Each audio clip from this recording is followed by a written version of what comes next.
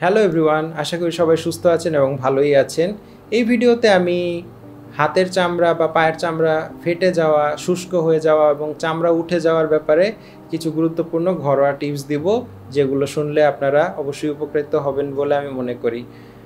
আমাদের দেশে শীত পড়লেই অনেকের ঠোঁটের চামড়া ফেটে যায়, হাতের চামড়া, পায়ের চামড়া ফেটে যায়। এর পেছনে একটা মূল কারণ হচ্ছে শুষ্ক ত্বক। অনেকের ত্বক জেনেটিকভাবেই শুষ্ক থাকে, মানে ওদের ত্বকে তৈল গ্রন্থি কম থাকে, ঘামেও কম। এ ধরনের মানুষের চামড়া খুব ড্রাই হওয়ার কারণে খুব ইজিলি ফেটে যায়। এরকম যদি কিছু থাকে তাহলে আপনারা ময়শ্চারাইজার ব্যবহার করবেন। ময়শ্চারাইজার হতে পারে যেগুলো ভালো ব্র্যান্ডের পাওয়া যায় সেগুলো, ভেজলিনও ব্যবহার করতে পারেন, গ্লিসারিনও ব্যবহার করতে পারেন, আর ঠোঁটে লিপ জেল ব্যবহার করতে পারেন বা ভেজলিন ব্যবহার করতে পারেন।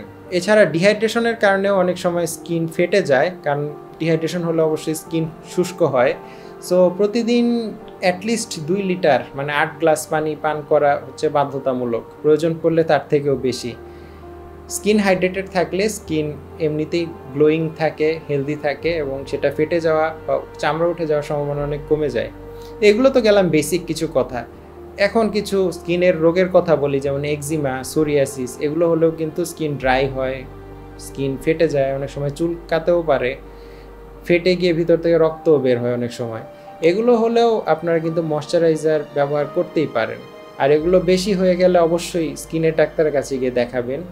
আর সোরিয়াসিস সম্পর্কে যদি আপনারা বেশি জানতে চান তাহলে আমার চ্যানেলে এর উপর বিস্তারিত ভিডিও দেওয়া আছে, সেটা দেখে নেবেন।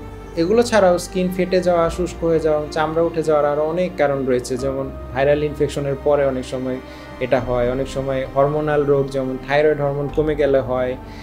এছাড়া অনেক সময় বিভিন্ন অটোইমিউন রোগেও এগুলো হয়। তো এগুলো নিয়ে আর বিস্তারিত বলছি না, আমি এগুলো থেকে বাঁচার কিছু উপায় বলছি। ময়শ্চারাইজার ব্যবহার করবেন 1 নাম্বার। 2 নাম্বার হচ্ছে যে আপনারা যদি খেয়াল করেন যে কোনো একটা সাবান ব্যবহার করলে বা শ্যাম্পু ব্যবহার করলে বা ডিশ ওয়াশিং লিকুইড যদি বেশি ব্যবহার করেন, হাতের চামড়া ড্রাই হয়ে যাচ্ছে, ফেটে যাচ্ছে, হাতের যে ফিঙ্গারপ্রিন্টগুলো আছে এগুলো উঠে যাচ্ছে, স্মুথ হয়ে যাচ্ছে, এরকম যদি খেয়াল করেন তাহলে এই কাজগুলো করার আগে অবশ্যই গ্লাভস ব্যবহার করবেন। কারণ এটা হয় আসলে ওই লিকুইডগুলোর ভেতরে বা সাবানের ভেতরে কিছু কেমিক্যাল থাকে, যেই কেমিক্যালের কারণে স্কিনে একটা রিয়েকশন হয়, সে কারণেই এটা হয়। এরকম সমস্যায় কিন্তু যারা ইন্ডাস্ট্রিতে কাজ করেন, কেমিক্যাল নিয়ে কাজ করেন, যারা হেভি মেটাল ইন্ডাস্ট্রিতে কাজ করেন বা সিমেন্টের কাজ করেন, তাদেরও কিন্তু অনেক সময় হয়।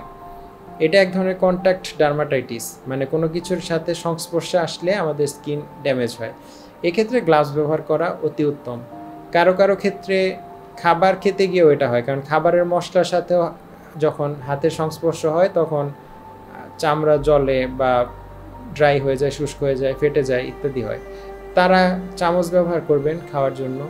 আর স্কিন ড্রাইনেস, ফেটে যাওয়া বা যে কোনো রোগ যদি আরও বেড়ে যায় সেক্ষেত্রে অবশ্যই ডাক্তারের পরামর্শ নেবেন, কারণ ডাক্তার সেটা ডায়াগনোসিস করে তখন অ্যাকর্ডিংলি সেটা ট্রিটমেন্ট করতে পারবে। প্রয়োজন বোধে আরও বেশি থিক ময়শ্চারাইজার দিতে পারবে ডাক্তার, প্রয়োজন বোধে স্টেরয়েড ক্রিম বা আরও অ্যাডভান্সড ট্রিটমেন্টের ব্যবস্থা করতে পারবে। সেটা আসলে আপনার ডায়াগনোসিসের উপর নির্ভর করবে।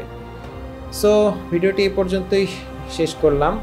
আপনাদের যদি কিছু জানার থাকে কমেন্ট সেকশনে প্রশ্নটি করবেন, আর কোনো সাজেশন থাকলেও সেটা কমেন্ট সেকশনে জানাবেন। সবাই সুস্থ থাকবেন এবং ভালো থাকবেন।